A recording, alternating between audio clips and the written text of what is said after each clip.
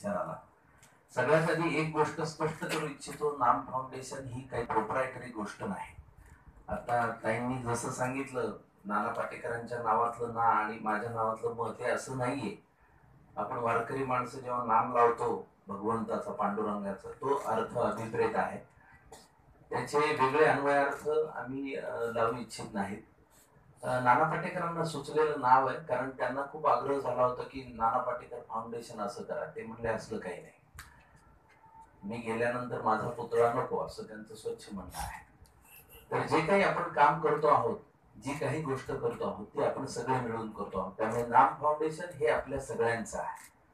जिरंगे madam इथे बसलेले आहेत, अश्विनी ताई कुठे आहेत?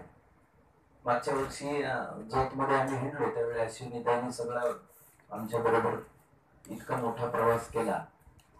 मला एक गोष्ट चांगली वाटली की सगळ्यांनी मिळून करायचं जेव्हा काम असतं, समसंवेदनशील माणसं जेव्हा एकत्र येतात, मग ते प्रशासनातील असतील, मग ते राजकारणातले असतील, समाजकारणातले असतील, समाजातले असतील, कुणी माध्यमांमधले असतील. आता नाम फाउंडेशनचं जे काही नाव झालं त्याला माध्यम आणि पत्रकार बंधू जास्त जबाबदार आहेत असं मला वाटतं, कारण त्यांनी ते काम बारकाईने बघून, खरं तर त्याची नोंद आम्ही त्याची दंतन केली नाही, पण त्यांनी मात्र आवर्जून केली. म्हणजे अगदी मागच्या वर्षी आपलं दिघांचीतलं जे काम आहे, माणगंगा आपण जिवंत केली, त्यात पत्रकार बंधूंनी इनिशिएटिव्ह घेतला, दिघांचीच्या सगळ्यांनी, आणि त्यानंतर आपण पोकलेन आणि त्यांनी लोकसहभागातनं गावकऱ्यांच्या मदतीनं डिझेल पुरवलं आणि 9 किलोमीटरचं काम आपण पूर्ण केले. जिथे नदीमधनच लोक, रस्ता होता, बाईक घेऊन जायचे, ट्रॅक्टर घेऊन जायचे, तिथे आता बोटिंग सुरू झालं. ही मला वाटतं जास्त महत्वाची आणि चांगली गोष्ट आहे. या सगळ्या गतवर्षीच्या कामामधनं माझ्या अंदाजाप्रमाणे एका पावसामध्ये 388 हेक्टर जमीन ओलिताखाली आली. मला ही फार मोठी अचिव्हमेंट वाटते. आणि प्रयोगशीलता सातत्याने वाढत राहिली. ते केवळ बऱ्याचदा सुरुवातीला नाम फाउंडेशन जेव्हा स्थापन झालं त्यावेळी बऱ्याच जणांचा टीकेचा सूर असा होता की 15,000 देऊन तुम्ही अपंग करताय किंवा काय. काही जण खूप कडवटपणे बोलत होते. खरं तर आपल्या समाजामध्येच आता एकंदर कडवटपणा खूप वाढत चाललेला आहे. आपण एकमेकांविषयी फार कडवटपणे बोलू लागलोय. भूमिका समजून घेऊन ज्यावेळी आपण व्यक्त होऊ त्यावेळी ती जास्त महत्वाची गोष्ट असेल असं मला वाटतं. नाम फाउंडेशननी गेल्या 2.5 वर्षात जे काही काम केलंय ते आता कदाचित मे महिन्यामध्ये आपण काही चॅनेलवरनं दाखवू, नेमका हा लेखाजोखा काय झाला याच्याविषयीचं सगळं धांडोळा मांडू. 15,000 रुपये ही सुरुवातीची आपली खरं तर मदत नाही, आपण सगळ्यांनी मिळून जे करायचं होतं ते. आणि त्याच्यात आमच्याकडे इतक्या स्टोरीज जमा झाल्या. म्हणजे आमची शैलाताई निलंग्याची, शैलाताईला जेव्हा 15,000 रुपये दिले आपण मदत, त्यावेळी तिथून तिने सुरुवात केली. आज तिचा वार्षिक टर्नओव्हर 6 लाख रुपयाचा आहे.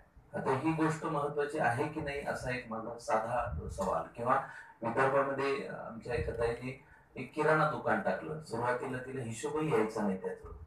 मग तिची मुलगी ओरडायची, म्हणजे 2च्या ऐवजी 5 रुपये ती परत द्यायची वगैरे अशी गोळ. पण आता तिला ते सगळं येतं आणि तिने फ्रीज घेतला तिच्या दुकानामध्ये आणि आता कोल्ड्रिंक काही ठेवू लागली असं तिने त्या इंटरव्ह्यू मध्ये इतकं सुंदर सांगितलेलं आहे.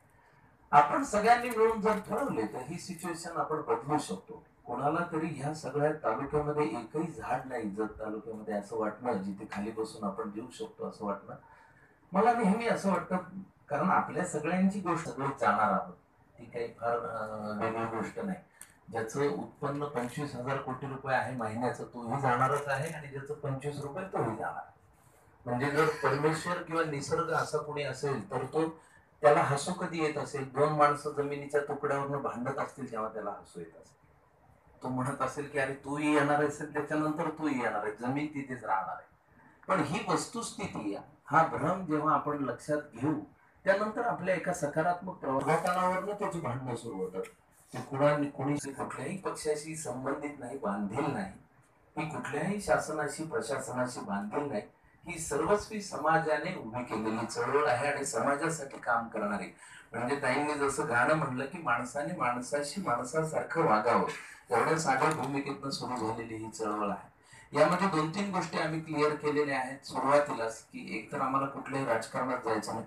म्हणजे ते 1 एप्रिलला ती बातमी आली, मी कुठला तरी पक्ष काढतोय, आणि उठलोच 12 वाजता 1 एप्रिलला. कारण आदल्या दिवशी घरी पोहोचायला पहाटेचे 3:30 वाजले पुण्यातला प्रयोग संपून.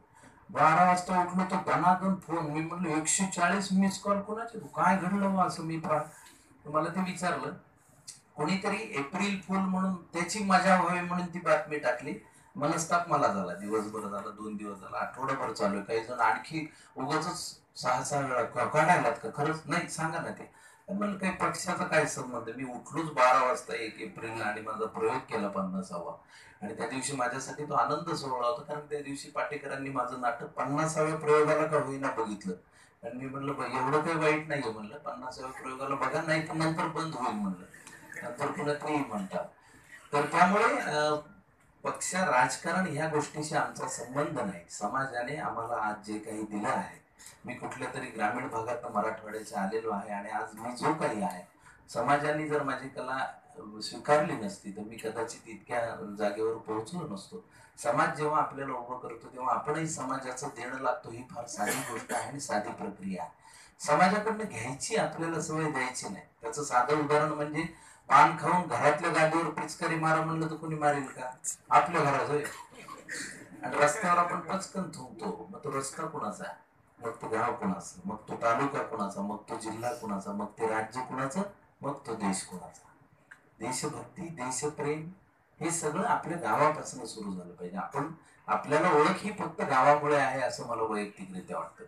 तुम्ही पाटील कोणच्या गावचे, त्याला गावच नसेल तर तो काय सांगेल.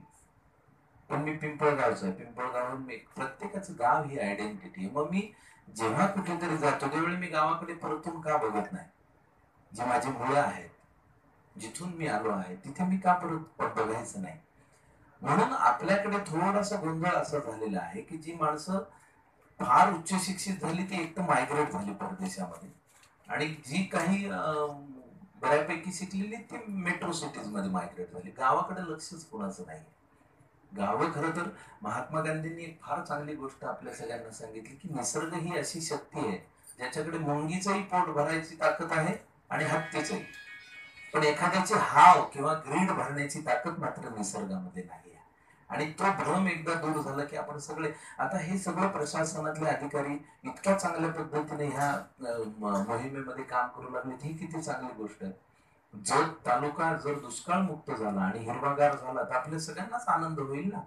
मी कुठलाही असेल पण मी महाराष्ट्राचं तर आहे. पश्चिम महाराष्ट्रातला एक दुष्काळी पट्टा हिरवागार झाला ना, आपण अंशतः जबाबदार आहोत, ही मला आनंदाची जाणीव नाहीये का? ती आहे, निश्चित आहे.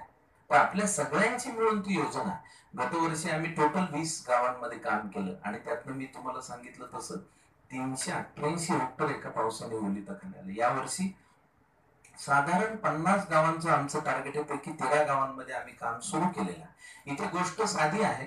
कुणीही, आम्ही लोकसहभागातूनच काम करतो. त्याचं कारण असं की लोकांना माहित पाहिजे हे काय चाललेलं आहे. ते काही शासकीय काम नाही, ते आपल्या सगळ्यांचं मिळून काम आहे. त्यामुळे गावांनी काय करायचंय की त्यांनी एक कॉन्ट्रीब्युशन करायचं, डिझेल पुरवायचं, आम्ही पोकलेन मशीन देतो, आपण ते काम करायचं.